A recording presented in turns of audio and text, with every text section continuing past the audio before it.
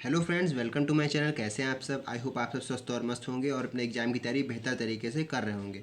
तो फ्रेंड्स, आज की हमारी वीडियो का टॉपिक है दो महत्वपूर्ण न्यूमेरिकल। ठीक है, केमिस्ट्री के क्लास 12 के आपके दो महत्वपूर्ण न्यूमेरिकल जो कि आपके पेपर में मोस्टली हर बार रिपीट होते हैं, हर साल पूछे जाते हैं। इस वीडियो में हम लोग बात करेंगे चैप्टर 1 और चैप्टर 3 के मोस्ट इंपॉर्टेंट क्वेश्चन जो कि आपसे पूछे जाते हैं। मैं दो ही क्वेश्चन आपको इस वीडियो में बताऊँगा, लेकिन वो दोनों क्वेश्चन बहुत ही इंपॉर्टेंट है, उसी टाइप से क्वेश्चन आपसे पूछे जाते हैं। ठीक है, पहला क्वेश्चन तो आप ये देख रहे हैं, इसी तरह का दूसरा भी क्वेश्चन है। ठीक है, तो आज की इस वीडियो में हम लोग बात करेंगे चैप्टर 1 और चैप्टर 2 के न्यूमेरिकल्स की। ठीक है, बाकी अगली वीडियो में चैप्टर 3 और चैप्टर 4 की बात करेंगे। मोस्टली आपके जो न्यूमेरिकल पूछे आते हैं केमिस्ट्री में, चैप्टर 1 टू चैप्टर 4 तक के पूछे आते हैं, यानी कि 1 से 4 तक के चैप्टर में पूछे आते हैं आपसे जो भी। ठीक है, आपसे जो भी न्यूमेरिकल्स होते हैं। तो टाइम वेस्ट ना करते वीडियो को स्टार्ट करते हैं। सबसे पहला जो आप क्वेश्चन देख रहे हैं, लिखा है पहला क्वेश्चन, ये पहले चैप्टर से है। ठीक है, 15 ग्राम यानी 15 ग्राम पोटेशियम क्लोराइड को 1 लीटर जल में घोला गया है। ठीक है, विलयन की मोलरता ज्ञात कीजिए। आपसे जो क्वेश्चन पूछे आते हैं वो मोलरता, मोललता और नॉर्मलता वगैरह के पूछे आते हैं। तो इसी क्वेश्चन आपके रहते हैं, ध्यानपूर्वक इसको समझिएगा। पहला क्वेश्चन कह रहा है कि 15 ग्राम पोटेशियम क्लोराइड को 1 लीटर जल में, यानी कि 15 ग्राम हमारा पोटेशियम क्लोराइड बोले तो KCl है ना, KCl जिसको हम लोग पोटेशियम क्लोराइड कहते हैं, को 1 लीटर जल में घोला गया है। विलयन की मोलरता आपको ज्ञात करनी है। ठीक है, इतना सा क्वेश्चन कह रहा है। 3 या 4 नंबर में क्वेश्चन आपसे पूछा आता है मैक्सिमम, तो इसको बिल्कुल अच्छी तरीके से समझते हैं हम लोग। ठीक है, इसका हम लोग हल करते हैं, क्या होगा इसका हम लोग हल निकालते हैं। हल सहित आज आपको क्वेश्चन बताएंगे। ठीक है, मोस्ट इंपॉर्टेंट क्वेश्चन है। ठीक है, इसको ध्यानपूर्वक समझिएगा। ठीक है, वीडियो को इसको मत कीजिएगा, वीडियो को लास्ट तक बने रहिएगा। ठीक है, और चैनल में पहली बार आए तो चैनल को सब्सक्राइब जरूर कर लीजिएगा। ठीक है, ये आपको इसी तरह की इंपॉर्टेंट वीडियो इस चैनल पर मिलती रहे।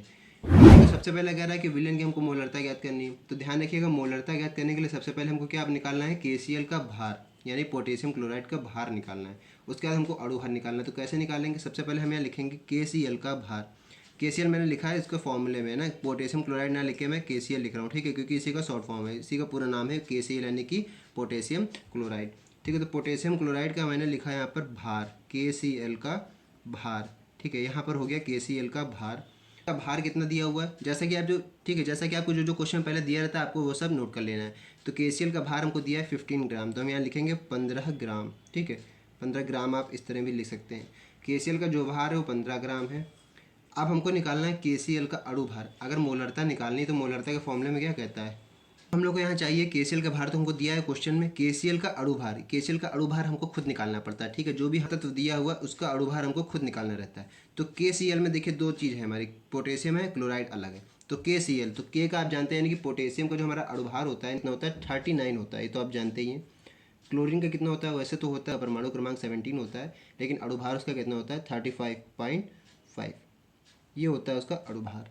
अब आप अच्छी तरीके से जानते हैं, दोनों को हम लोग ऐड कर देंगे, क्योंकि KCl का अणु भार पूछा गया। तो टोटल जब दोनों को ऐड करेंगे तो कितना हो जाएगा, 39 प्लस 35.5, ये हो जाएगा। अब इन दोनों को जब ऐड करेंगे तो KCl का अणु भार कितना निकल के आएगा, 74.5। ये KCl का अणु भार निकल के आ गया है। ठीक है, अच्छी तरीके से स्टेप बाय स्टेप समझिएगा, बहुत ही इंपॉर्टेंट क्वेश्चन है ये। ठीक है, यहाँ मैंने जो है पोटेशियम क्लोराइड का जो भार दिया था वो और अणु भार निकाल लिया। अब हमको मोलरता निकालनी है, लेकिन मोलरता निकालने के लिए हमको क्या चाहिए, विलयन का आयतन। तो यहाँ पर देखिए विलयन का आयतन भी दिया हुआ है, जिसमें घोला गया 1 लीटर जल में घोला गया है।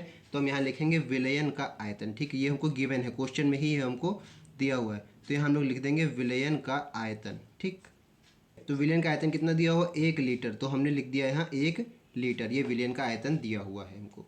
ठीक, अब हमको मोलरता निकालनी है विलयन की। तो जैसा कि आप फॉर्मूला जानते हैं, क्या का फॉर्मूला देखिए मैंने लिखा हुआ है, विलयन की मोलरता बराबर विलयन के मोलों की संख्या, यानी कि विलयन इस समय हमारा क्या है, KCl का विलयन है, तो यहाँ लिखा है विलयन KCl के मोलों की संख्या अपॉन विलयन का आयतन। लेकिन ध्यान रखिएगा, विलयन का आयतन हमको किस में लेना है, लीटर में, और हमको क्वेश्चन में किस में दिया हुआ है, लीटर में ही दिया हुआ है। तो यहाँ पर ध्यान रखिएगा, मोलरता निकालते समय विलयन का जो आयतन है वो लीटर में लिया जाता है, और जो हमारा विलयन है उसके मोलों की संख्या ली जाती है।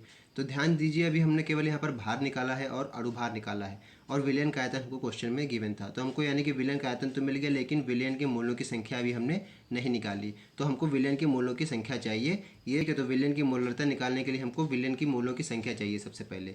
तो हम विलयन के मोलों की संख्या को निकालते हैं। ठीक है, तो देखिए छोटा सा बॉक्स मैंने बनाया हुआ है, यहाँ पर पहले मैं KCl के विलयन की मोलों की संख्या निकालता हूँ। ठीक है, विलयन उनके मोलों की संख्या इस साइड में निकालेंगे। ठीक है, तो सबसे पहले यहाँ पर देखिए फॉर्मूला लिखा है, KCl के मोलों की संख्या बराबर क्या होता है, KCl के विलयन के, मतलब किसी भी विलयन के हम लोग मोलों की संख्या निकालेंगे तो सबसे पहले हमको क्या चाहिए होता है, उस विलयन का अणु भार। ठीक है, यानी KCl का भार, ठीक है। अगर हम किसी भी विलियन की अगर मोलों की संख्या निकालेंगे तो सबसे पहले हमें उसका भार चाहिए होता है। तो पर यहाँ पर मैंने लिखा है, तो यहाँ पर लिखा मैंने KCl का भार बटे KCl का अणु भार। ठीक है, जो भी विलियन होगा हमारा उसका भार बटे अणु भार। तो ये दोनों चीज़ें हमको चाहिए होती हैं और यही दोनों चीज़ें मैंने निकाली हुई है। ऊपर निकाली थी मैंने KCl का भार कितना निकाला था, का भार मैंने निकाला था 15 ग्राम यानी 15 ग्राम, और KCl का अणु भार निकाला था 74.5। ठीक है, वैल्यू पुट कर देंगे। जो KCl का भार हमारा कितना है 15 ग्राम दिया गया है क्वेश्चन में, अपॉन KCl का अणुभार दिया है 74.5।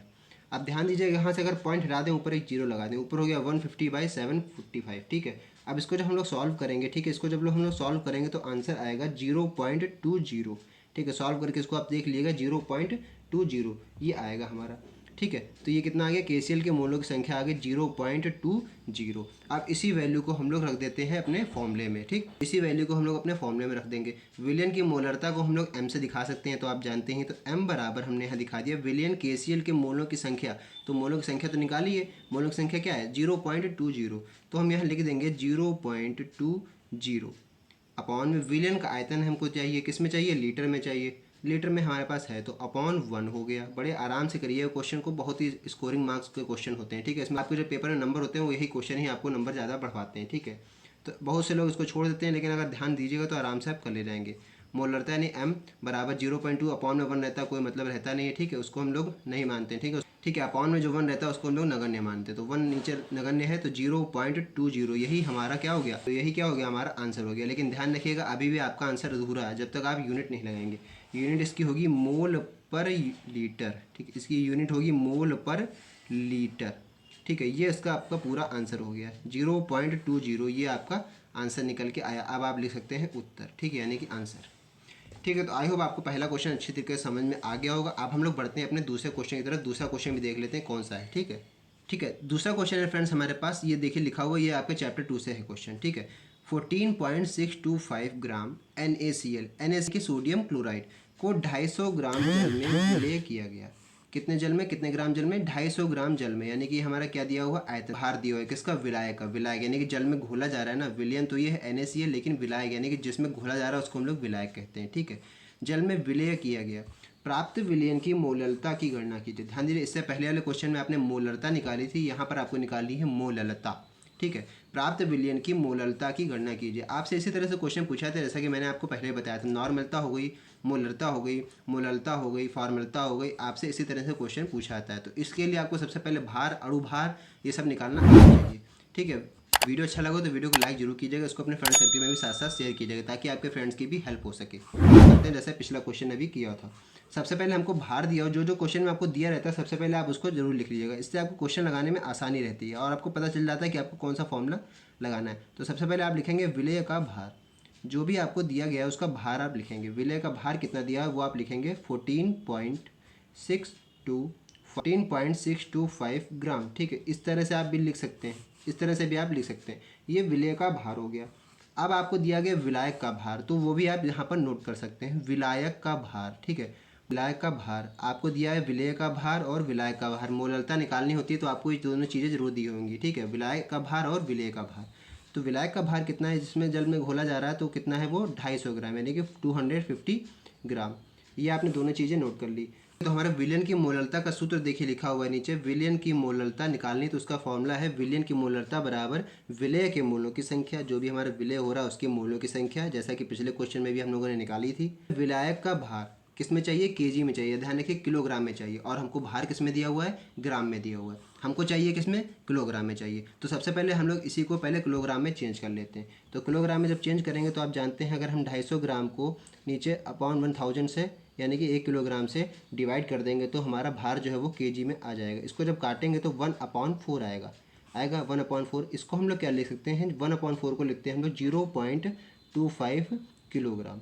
ठीक है, तो ये हमारा ब्लैक का जो भार था ग्राम से, अब वो किस में हो गया, किलोग्राम में हो गया 0.25। ठीक, ठीक है, इस तरह से हमने निकाल लिया। हमारा जो फॉर्मूला था उसमें हमको भार चाहिए था किलोग्राम में, तो ये हो गया। ठीक, विलय का भार तो हमने सही कर लिया, लेकिन हमको विलय के मोलों की संख्या तो निकालनी है। विलय के मोलों की संख्या हमको निकालने के लिए क्या करना पड़ेगा, NaCl, जैसा कि हम लोग निकालते आ रहे हैं कि NaCl। ठीक है, Na और ये Cl, तो इस तरह से कैसे निकालेंगे, इस निकालेंगे NaCl का। देखिए Na होता है अलग और ये Cl इसमें अलग ब्रेक हो जाएगा, तो NaCl इसको दोनों को प्लस करना है बीच में। तो Na का कितना होता है आप जानते हैं, वैसे तो उसका परमाणु क्रमांक 11 होता है, लेकिन उसका परमाणु भार कितना होता है 23 होता है। संख्या चाहिए यानी कि विलय के मोलों की संख्या चाहिए, तो इन दोनों को हम लोग ऐड कर देंगे। ठीक है, जब इन दोनों को हम लोग ऐड करेंगे तो क्या आएगा 58.5। ठीक है 58.5, इसको हम लोग कहते हैं मोलों की संख्या NaCl की। ठीक है NaCl की मोलों की संख्या ये आ गई है। ध्यान दीजिएगा ये मोलों की संख्या नहीं है, सॉरी यहाँ पर थोड़ा सा गलती हो गया। NaCl की अणुभार निकाला है हमने, क्योंकि यहाँ पर NaCl का हमने क्या निकाला, अणुभार निकाला है। आप यहाँ लिख सकते हैं अणुभार। ठीक है NaCl का ये अणुभार निकाला है हमने, मोलों की संख्या तो अब हमको निकालना है। ठीक है तो 58.5 है ये अणुभार है, ध्यान दीजिएगा ये मोलों की संख्या नहीं है। ठीक है अब हमको निकालनी है विलय के मोलों की संख्या, तो सकते हैं विलय के मोलों की संख्या, विलय के मोलों की संख्या। ठीक है निकाली, ऊपर जो निकाला था वो मोलों की संख्या नहीं थी, वो था केवल अणुभार। ठीक है ध्यान दीजिएगा यहाँ पर है विलय के मोलों की संख्या, तो जब विलय की संख्या जब निकालेंगे तो हो जाएगा विलय का भार बटे विलय का अणुभार। विलय का भार अभी हमने, ठीक है विलय का भार क्या है क्वेश्चन में दिया हुआ है, कितना है विलय का भार जो है वो 14.625 अपॉन अणुभार जो है वो अभी हमने ऊपर निकाला हुआ है। क्या निकाला है अणुभार 58.5। ठीक है अब ध्यान दीजिए, अगर इसको पॉइंट से पॉइंट कैंसिल करें, नीचे से एक पॉइंट कैंसिल करें तो नीचे के बाद ऊपर एक जीरो लगेगा, ऊपर के बाद यानी कि 3 नंबर है तो नीचे 3 जीरो लग जाएंगे। इस तरह से होगा, एक जीरो से हम जीरो क्रॉस भी कर सकते हैं, तो यानी कि कुल मिला के जैसे अगर 1000 से आप मल्टीप्लाई भी करते हैं तो उस तरह से भी आप कर सकते हैं। 14625 ये आ जाएगा 14625 अपॉन 100, ये नीचे बन जाएगा। ठीक है हम लोग सॉल्व करेंगे, यानी कि आप इसको सॉल्व करके देखिएगा, यहाँ आएगा 1/4। इसको जब हम लोग काटेंगे सॉल्व करेंगे तो आएगा 1/4, और 1/4 को हम लोग क्या ले सकते हैं 0.25, ये हम लोग लिख सकते हैं। ठीक है तो 0.25 क्या आ गया, मोलों की संख्या आ गई। हमने लिखा था विलयन की मोललता, जो विलयन की मोललता निकालने के लिए विलय के मोलों की संख्या अपॉन विलायक का भार किलोग्राम में, दोनों हमारे पास है। ठीक है मोलों की संख्या भी हमने निकाल ली है और विलायक का भार भी निकाल लिया है, तो अब हमको इसी फॉर्मूले में रख देना है, विलय के मोलों की संख्या के फॉर्मूले में रख देना है। m=0.25 क्या है, मोलों की संख्या भी यही है और विलायक का भार भी यही है। ठीक है जब दोनों को सॉल्व करेंगे काटेंगे तो क्या आएगा m=1 मोलर। ठीक है ध्यान रखिएगा यूनिट के बिना आपका आंसर अधूरा रहता है, तो उसकी यूनिट जरूर लगाएंगे, m=1 मोलर। आई होप आपको अच्छी तरीके से दोनों क्वेश्चन समझ में आ गए होंगे। इसी तरह के इंपॉर्टेंट क्वेश्चन और भी मैं लाऊंगा चैप्टर 3 चैप्टर 4 के। ठीक है वीडियो अच्छा लगा तो वीडियो को लाइक कीजिएगा और इसको अपने फ्रेंड सर्कल में भी शेयर कीजिएगा, ताकि आपके फ्रेंड्स की भी हेल्प हो सके। तो फ्रेंड बस आज की वीडियो में इतना ही, मिलते हैं नए वीडियो में नेक्स्ट टॉपिक के साथ, तब तक के लिए जय हिंद।